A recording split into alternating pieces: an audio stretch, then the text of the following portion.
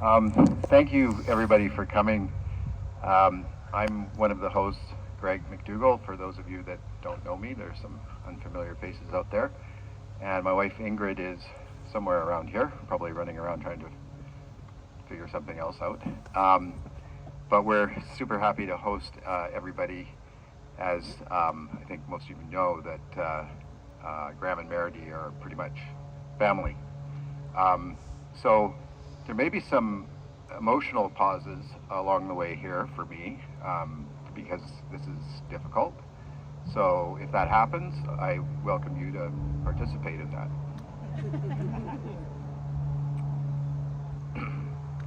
So again, thank you for coming. We're here today to celebrate the life of Maridee, and what an incredible life it was. I first met Maridee about 40 years ago. She came over to our house when we were living in Deep Cove, along with Graham, who I had met. It's noisy airplanes. That's the noisiest airplane at the airport, by the way, and it goes over our head. And I'm not supposed to care because I'm in the business, so I think that's why they fly right over our heads.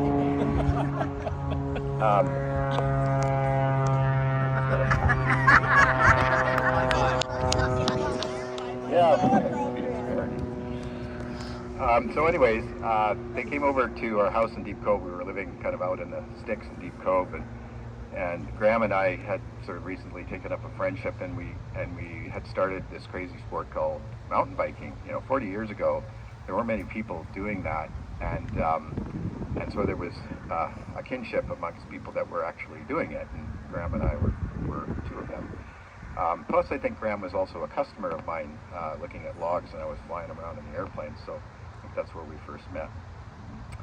He brought along Maridee, who he's, I think, started fairly recently dating, and then parked her at our house while we went off for a ride that was supposed to be like an hour and probably turned into about 3 or 4 hours. And meanwhile, Maridee and Ingrid struck up a friendship. So basically from then on, we were, pretty much together in all kinds of different things because they were a totally compatible couple with our lifestyle, and we all enjoyed the same things. Our daughter Steph was born around the same time, so I think her earliest memories are probably of Graham and Maridee, or some of her earliest memories as well. She's now 40 years old plus.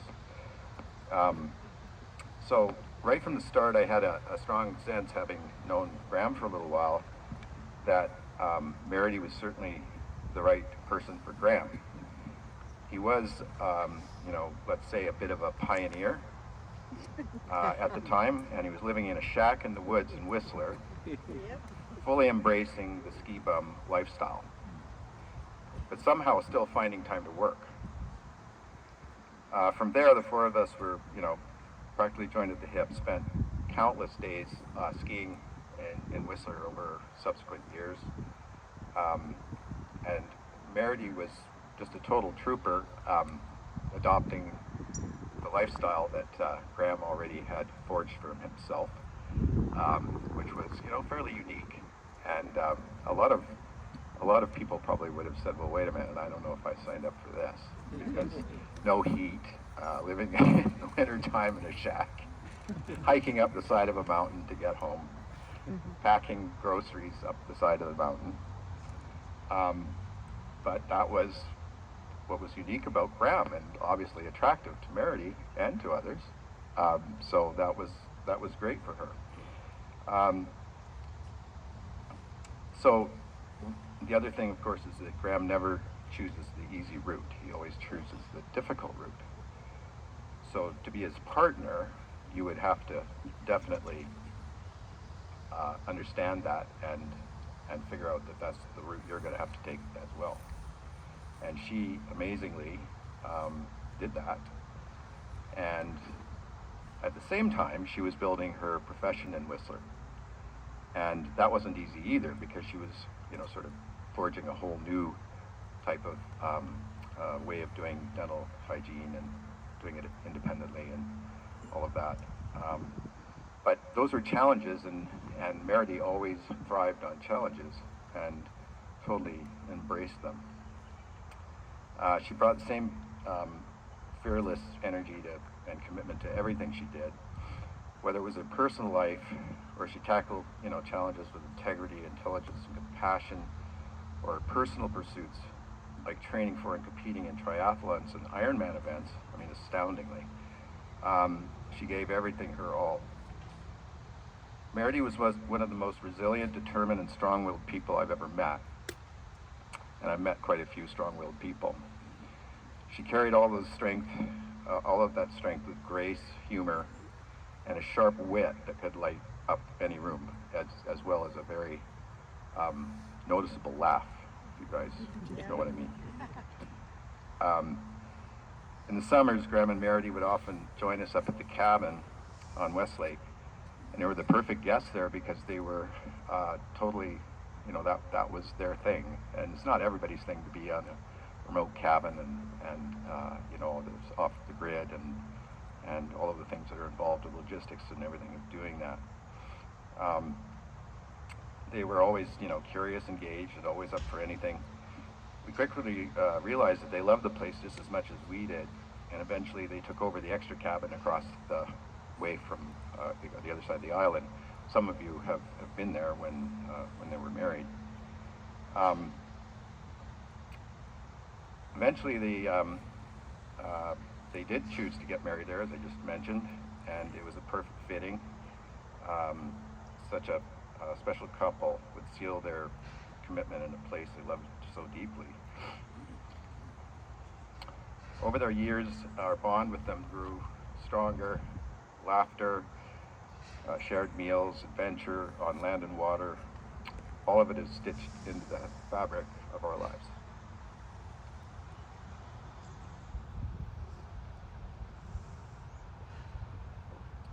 One of the pauses I talked about.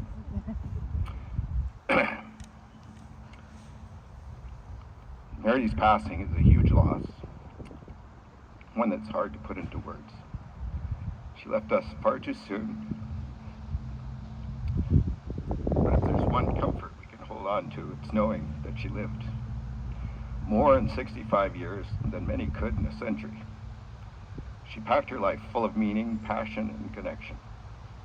Her friendship was a gift, a rare one, and I know we'll continue to honor her, not just with our memories, but by continuing to live fully and chase the hard trails, to laugh deeply and appreciate the beauty of every moment, just like she did.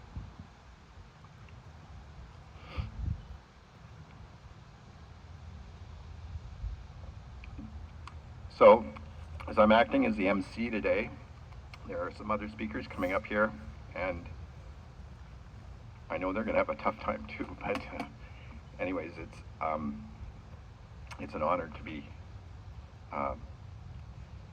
hosting this today. Mary Lee Burns is a longtime friend of Maridee's, and I think probably the most qualified friend in terms of long-term relationship to say a few words. Mary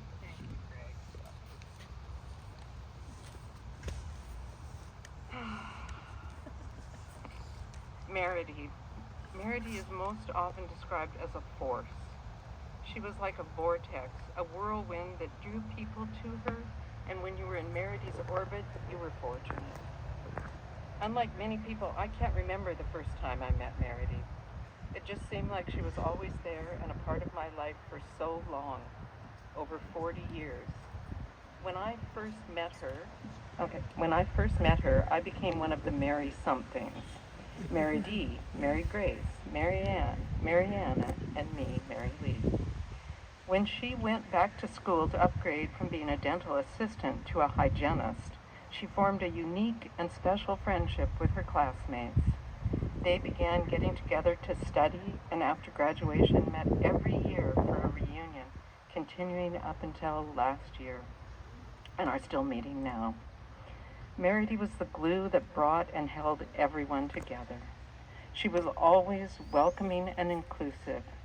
She brought me into their group, and I'm grateful to have met and become friends with them over the years, coming down with Maridee to reunions. For most of those driving down to the Oregon coast, often arriving late at night in fog so thick that one of us had to get out of the car to check to see what a sign said when it appeared. Invariably, it was "Adopt a Highway," instead of an indication of where we were. No matter how late we were, everyone was waiting up for us with a bottle of Corona. There are so many memories of those reunions filled with laughter, especially the time we accidentally put dish liquid in the dishwasher. And yes, it overflows just as you've been told it would, and quickly was all over the kitchen floor. Everything revolved around eating, drinking, and laughing. Also, shenanigans. It's fortunate that there was no social media and no cell phone cameras at that time. The group have been together and supporting each other through weddings, divorces, remarriages, births of children and now grandchildren, and celebrations of life. Many have made the trip to be here today, and most of them were part of Maridee's healing circle, meeting by Zoom every morning at 7 a.m. to send Maridee a positive intention, starting within a few days of her initial diagnosis and continuing till the end of her time with us. Maridee was a woman with a purpose and determined. When we decided to start running, we quickly went from our first 10K to Catsalana. It was extremely challenging. We had been at a party the night before and were hungover at the 5 a.m. start. Although we were the last to cross the finish line, there was no question in Maridee's mind that we would finish. We moved on to doing the Vancouver Half Marathon and then the Portland Marathon, because after all, anyone could do a half. We just did. Maridee continued running, going on to triathlons and with her determination to do an Ironman, and she did several. Her philosophy was to complete, not compete. To celebrate our 40th and 50th birthdays, we decided to climb Kilimanjaro. I cannot tell you how many people took me aside and said, "Don't let Maridee do anything stupid." I told them first, Maridee is not stupid and wouldn't risk her health. And secondly, do you think I could stop Maridee if she was determined to do something? We summited without incident, pulling out lipstick to put on in Barb's honor. And then descending to our base camp, I was slower and arrived to find Maridee wearing a beautiful white tunic as she lounged by the tent. Where did that come from? After 5 days of camping, I was dirty and dusty, and she looked like a model. That sense of style continued as she chose her outfits for her chemo and immunotherapy sessions. She was determined not to look like a sick person, and she didn't. Maridee would often be the center of gatherings. Hopefully there is a photo scrolling of Maridee dressed as a California raisin, dancing to "I Heard It on the Grapevine" at a Halloween event. There's another one of her scrolling at a party Mark and I held to watch the Oscars. Maridee went all out. She rented a blonde wig and a dress like the one Marilyn Monroe wore in that famous photo, with her skirt blown up around her from a draft on a sidewalk grate. She even brought a small fan that she could stand over to have her skirt blow up. Needless to say, she won the prize for best costume. Graham missed that party and wanted Maridee to recreate that look for him, but she said, "You snooze, you lose.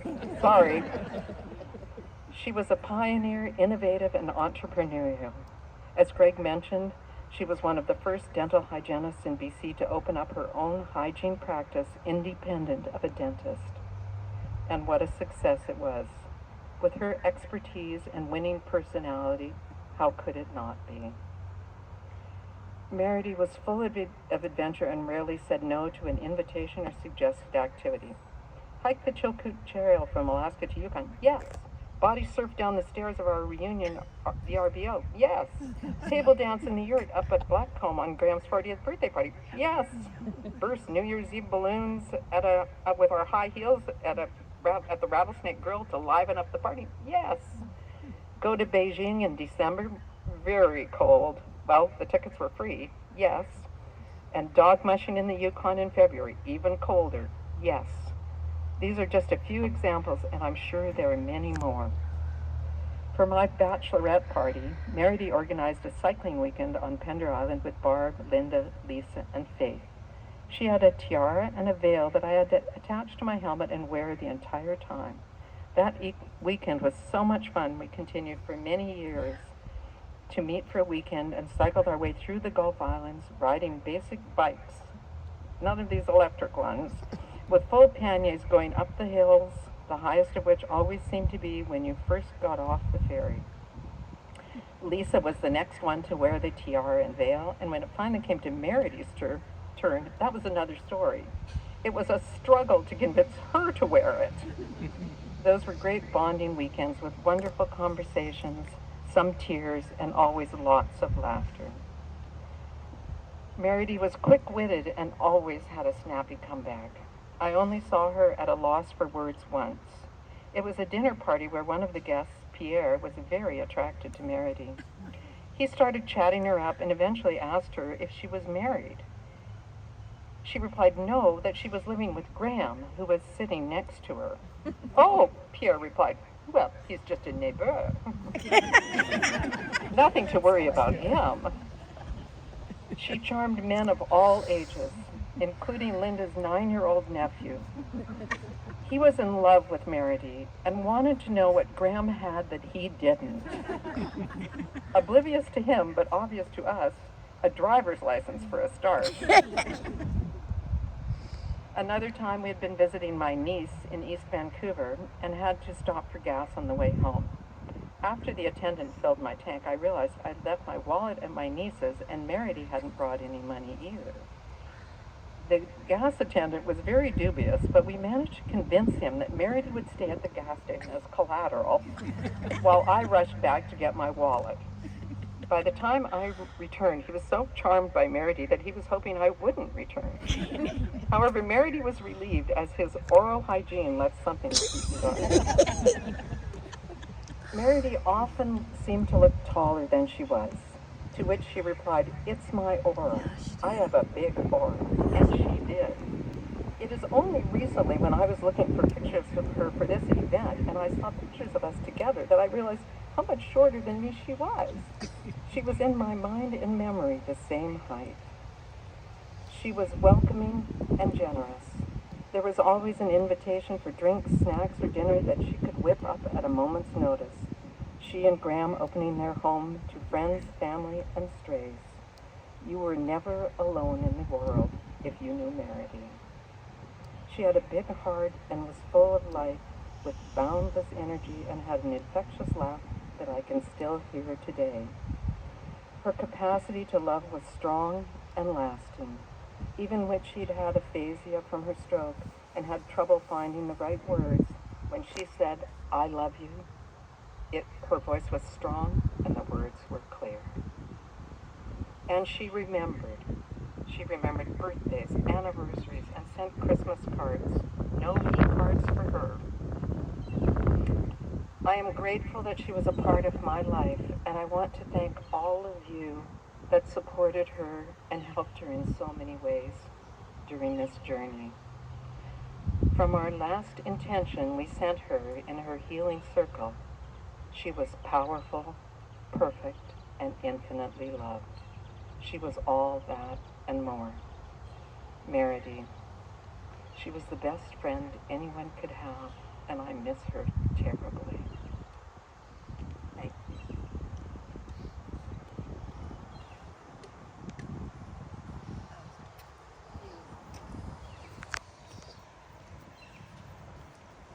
Thank you. It's perfect. So a big part of Graham and Maridee's life for the last almost 20 years, I guess it's 19, has been a bike racing event called BC Bike Race. And Graham has finished every stage of that race, 7-day race, and he's finished every stage since its creation 19 years ago, and there's nobody else that's done that.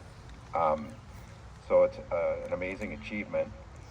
And Graham, Maridee's been along as a supporter, at least at the finish line area, on most of the occasions. I think maybe not every single stage, but pretty darn close. And we have here today Dean Payne, who's the founder of the bike race, and also a very dear friend of Graham and Maridee. And I think he'd like to say a few words about that tradition.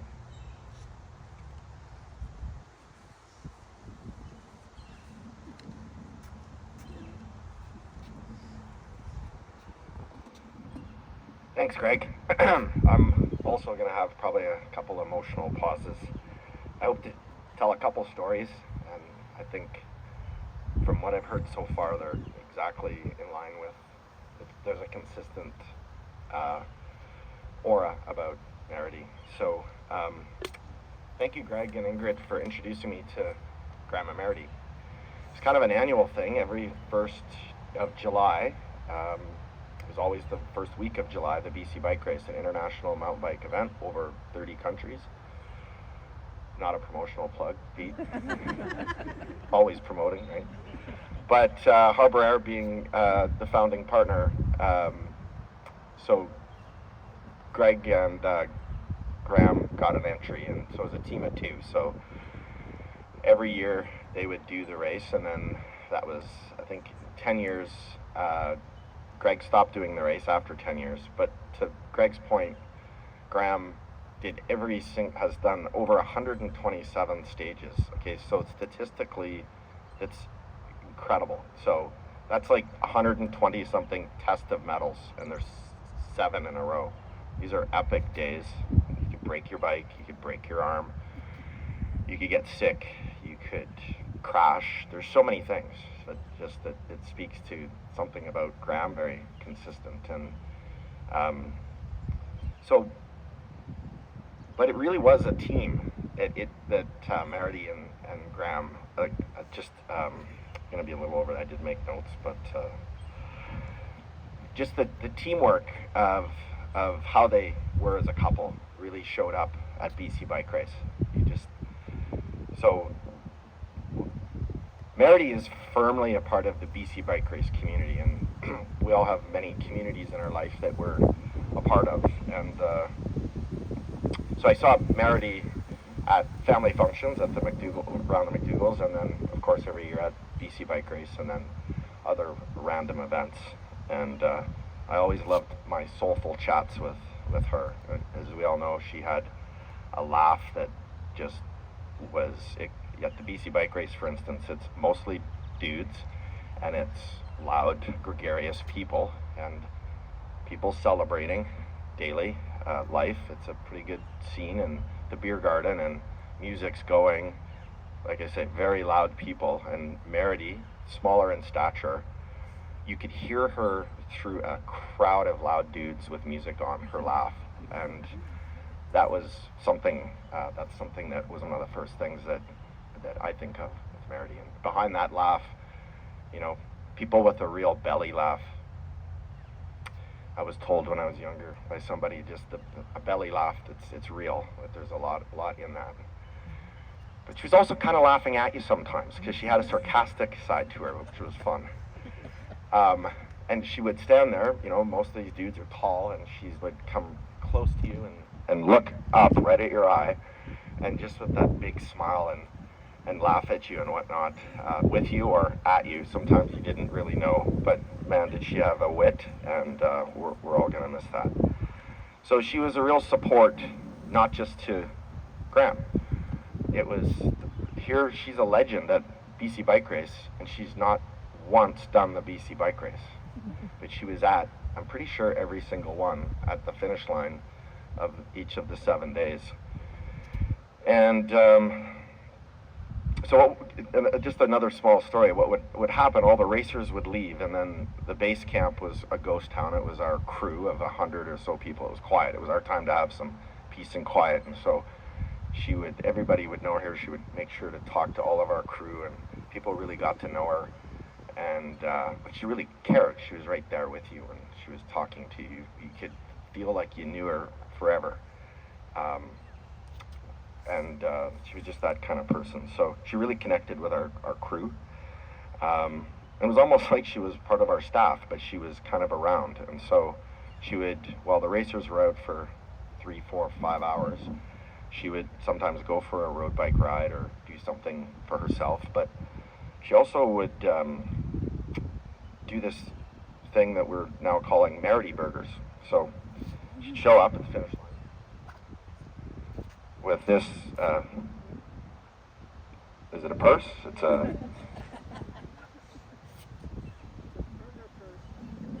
it had a cooler in it to keep actually it warmer, and it would be full of A&W hamburgers, Papa burgers, Buddy burgers. I've got 10 in here if anybody missed breakfast today, so I'm gonna share them. They're still warm, and so. If you've ever done like a real hard endurance event, greasy hamburgers kind of really hit the spot. And so it kind of evolved beyond Graham getting a burger and a pat on the bum and way to go and go over here, you're delirious, you need a drink and sit down. And so she was really Graham's support, but she became so many other people's.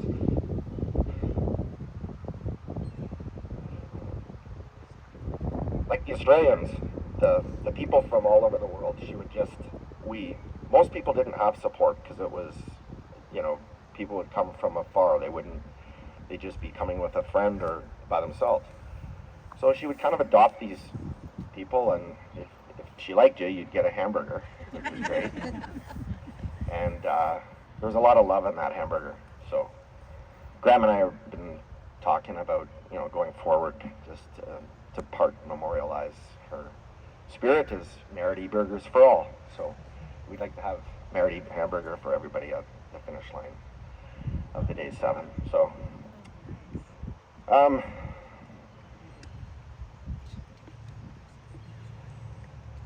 just, she was, and Graham, I know that you supported her with her racing. The triathlon scene's a lot different than the mountain bike scene. I'd argue she did Pete's here.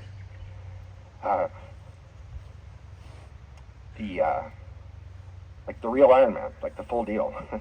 Here she takes up Ironman, and she didn't even know how to swim. Like, just of the 40% of people in our population that don't know how to swim. So she not only took up triathlon at the big size, the 100, and it's huge. And there she learns how to swim and does an Ironman. So yeah, there's a couple stories there. Just some thoughts from our crew. What do you think of Maridee? Social butterfly, kind and caring, warm and welcoming, funny as I'll say heck, the belly laugh, the contagious energy, soulful and wise. So a lot of the chats. I had lots of plaque and some relationship problems. Maridee was a great person to talk to, and going through that divorce and whatnot, and the next one. But she was without judgment. You could talk to her. She was right there. So she had a steady hand, brave to do the Ironman, determined, positive, enthusiastic, huge smile, huge heart. So anyway, that's hopefully resonates with some people that there's some patterns there of how she conducted her life. So thank you, Graham, and we're here for you at the BC Bike Race. We'll keep supporting you. Get some hamburgers. There's put them up by the lemonade if anybody wants a hamburger. Some tissues here too.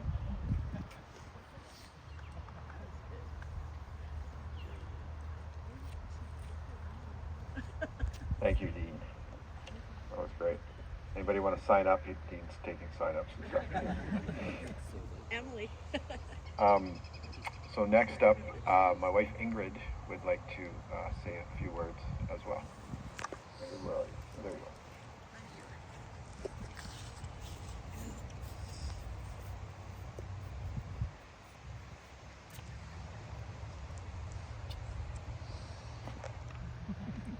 I couldn't remember it all. I'm actually a sub. Am I not close enough?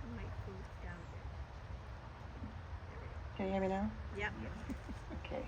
Maridee's good friend Patricia was to be the speaker now, and I'm pinch hitting for her. And I'm glad I was asked because I will begin with my version of how I met Maridee and Graham. When a truck, and Greg's already attested to this, but when a truck came down our steep driveway with one bike in the back, I figured Greg was going mountain biking. The guy he was going with was Graham, and with him was the woman who would become my best friend, Maridee. The boys left, our daughter Stephanie, Maridee and I played shuttlecock and cremated chickens for dinner. That was the story that was told whenever people asked how Maridee and I had met. And we told it together, always finishing each other's sentences. I invited Maridee to be my partner at the Ladies Sound Fishing Tournament each June for years. We made so many friends, had so much fun, and it never mattered whether we caught the biggest fish or not. She once caught one of the biggest fish for what seemed like hours, only to reel in its huge end. A seal that seemed to be smiling was behind our boat. Greg's already told you, and so has Mary Lee, very, very important qualities Mary had. But the one I liked the best was the answer to whenever I asked her if she would like to do something, go somewhere. The answer was always, yep. We often traveled together, mostly to concerts and to Maui in California. I have so many wonderful memories of our friendship and so many stories. The times we spent together on our island at Westlake were the best. How that girl put those meals together for us and many of her other good friends was amazing. Knowing Graham and Maridee were on the other side of the island is so comforting. Together on our 5 acres with our good friends, what could be better? Now I'm going to go off script because you all know that Graham and Maridee have sold Whistler and have purchased on the Sunshine Coast, and they're building a new house. So Graham, these 2 trees are in honor of Maridee to plant on your property. And last night we organized a dinner for a group of Maridee's friends who had arrived early. What resonated with me were Jeff's remarks to the group, and if it's not too much to ask, I would love Jeff to repeat those words now.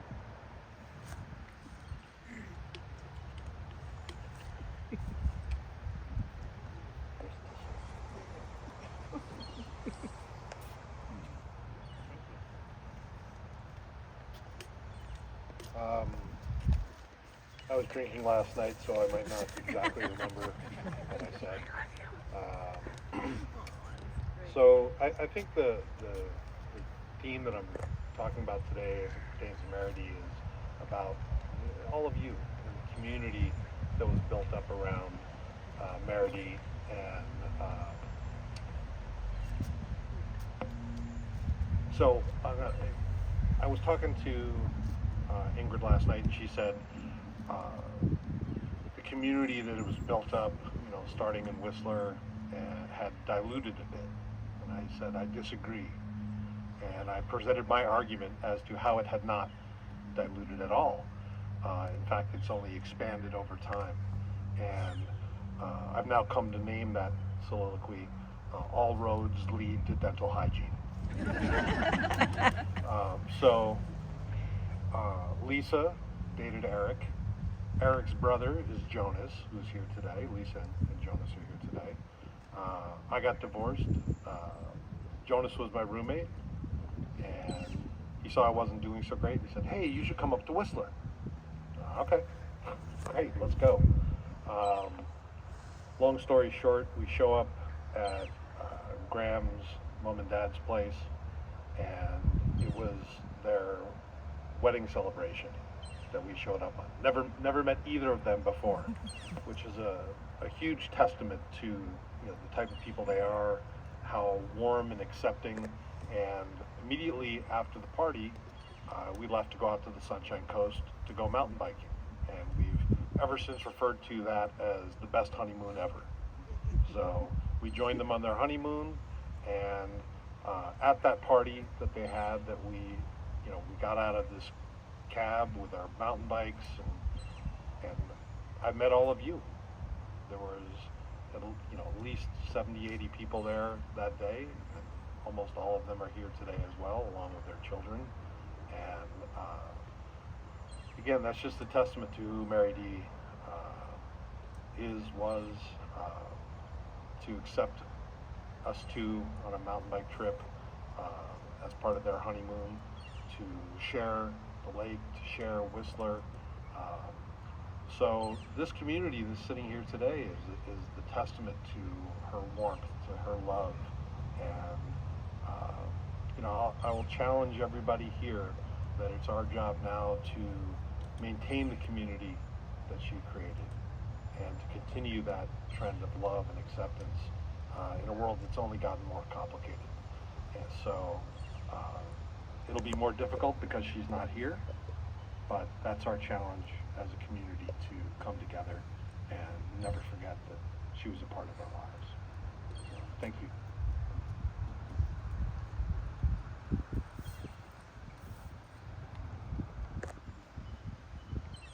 Thanks, Jeff. That's great. Barb Goddard, are you out there? You are out there. Yeah, I'm out there. Barb is another very long-term friend of Maridee's. I think I've known Barb almost as long as Maridee.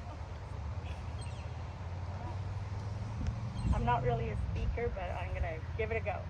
So, Maridee, Maridee, we used to call her too, and the Divine Miss M. So people know, you know who you are that would call her that. I moved out to Vancouver in 1990, and the first person I met was Tonette at Camgara Dental Group. Can you just stand up, Tonette, please? Just stand up. Okay. So, Tonette, no, stay standing for 1 second, please. So, Tonette introduced me to Maridee. She said, "Oh, I'm having my 30th birthday party at Mary Ann's house out in Coquitlam." Mary Ann, stand up, please. Another hygienist. And Kathy's a hygienist there too. And she said, "Oh, you have to meet my good friend Maridee. You guys will hit it off." And so I said, "Okay, sure." So went out to her 30th. And then she said to Maridee, "Oh, Maridee, you have to meet the new hygienist from Ontario. Like, you guys will hit it off. You'll be great. But don't touch her. She doesn't like to be touched." Right? So, of course, I go out to Coquitlam. I don't even know how to get there, but I get there. And Maridee comes over. Tonette introduces me to her. And what does Maridee do? She puts her hands all over me. And I'm like, "Nice to meet you." Get in my car, and I drive back to Vancouver. Like, who is this chick? Like, too much. She's too much. Anyway, fast forward 9 months, we're living together at 3rd and Collingwood, because Maridee's decided that she wants to go to Europe and I want to go to Australia. And I said, "Well, you go to Europe," and it ignited her travel bug again. And she was away, and I lived in this small apartment at 3rd and Collingwood, and then I went to Australia that winter. So we kind of, shared this place. Drank a lot of red wine, which Maridee, as you know, is the best person to get red wine out of white carpet. She is a pro, was a pro. And then, so we did all our traveling, everything was good, and we get to February of 1993. And I'm skiing, always skied, came out here to ski for 1 year, and I introduced her to Graham. So I'm the reason Maridee is with Graham, and I have said that for 3 decades, haven't I? 3.5 decades, and Maridee, the first decade would be like, oh, Goddard, that's great, you know, blah, blah, blah. The last 2 decades and a half, she's like, oh, for Goddard, like, get over it, you know, like, whatever. Anyway, and so it all started, and I started dating someone at that time, so it was a lot of couples, a lot of fun, a lot of dating. You know what I mean. Graham. Okay. Yeah, and that was in the front of Merlin's, by the way. She's like, oh, he's cute. I'm like, yeah, he can ski. And Maridee started to ski. And she wasn't, you know, she got better and better, and she was pretty darn good. Like, right away. Okay. So that started, that's when I met Linda. And then it started, and I met Greg and Ingrid because it was ski weekends, and it was Dusty's after always. And then it was dinners either at Robert and Linda's or dinners at Maridee and Graham's when the house was, you know, done, kind of. And then it was at Greg and Ingrid's, or we'd all go out for dinner in the village. But it was a lot of skiing, and I loved it. It was the best. Okay. And then winters were followed by cycling. And as Mary Lee has mentioned, that we cycled all the Gulf Islands until we ran out. That was about 7, and then we had to do the Galloping Goose because then we ended up in Soup for a weekend. And we did lots of hiking together before they did Killy, and we did the Chilkoot Trail, which Graham was the only male with 4 wonderful women. That was fun. It was always BCBR, started in 2006, and that became a tradition as well. I did see some of it, not all of it. Last year I supported Maridee supporting Graham, and I know how to get those hamburgers, Dean, so I might be coming on the 7th day to help you with that. And my niece will be doing it as well at some point. And Grand Fondos, we were doing the Grand Fondos up to Whistler from Vancouver. That was fun. Then the 2010 Olympics came, and I'll never forget watching the opening ceremonies at the Westcotts. A big group of us. It was wonderful. Next door neighbors. And I was volunteering in Whistler for the Olympics, so it was just a party. And I remember going to the vodka ice castle with Joan and Ron, and we were all over the place and celebrating. It was great. And that's actually about the time Maridee started seriously training for triathlon and running. And I said, you've signed up for a triathlon, but you don't know how to swim. And I know she's already touched on this. And she goes, oh, don't worry, I'll learn how to swim. And I thought, oh my God, what are you doing? And she did it. So she always jumped into something and made it work. She was fearless. I admired her tenaciousness and like calculus. And some dental people will know exactly what that word means. She was beautifully impatient, quick-witted, responses. She moved fast with everything and anything she did. But it was always that big smile. Like, her smile just lit up all the time.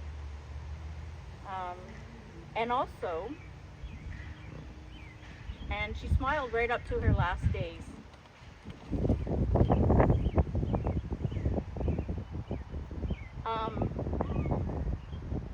I'll leave you with this. When Maridee was diagnosed, it was July 27th, but she kind of knew July 8th, and it was 21 months and 3 days that was her cancer journey. She didn't call it a fight, she called it a journey.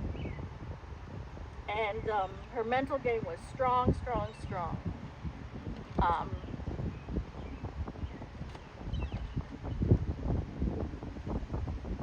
I wanted to approach, you know, what I thought would be the outcome, conversation with her at the beginning of her diagnosis, and she shut me down.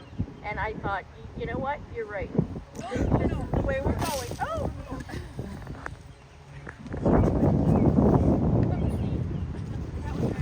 That was Maridee, yeah. See, she's already telling me to shut up. Daughter, just get on with it. Don't have the tears. Oh, I'm serious. Anyway, it was always the elephant in the room. And I always wanted to bring and have these other conversations with her, and it wasn't her way, and it was going to be her way no matter what. And I loved her for that. I understand it now. More now. Of course, me being me, and I tried again 3 days before she passed. Linda and I were in the yurt, and we were alone, and I said, you know, Maridee, and she was sitting up, and at this time she was blind in both eyes, and we were smiling, we were talking, and I said, you know, Maridee, this cancer thing, it's not good. And she looked, she couldn't see us, she felt where we were, and she said, you're full of shit. And that was it, wasn't it, Linda? Linda and I, she couldn't see our face, but we were like, oh my God. Okay, fine, you know, you win. And that was it. And the biggest thing I want to say, and everybody has been talking about this, but the biggest lesson I got from Maridee very early on in our friendship was to be inclusive. I wasn't coming from Toronto, or from Ontario, or from my family. I wasn't. And never to exclude anyone. And she became my family. And the reason I stayed out here for 35 years now, and I have a very close, tight family. I have 4 sisters, very close with, which one of my nieces is here today.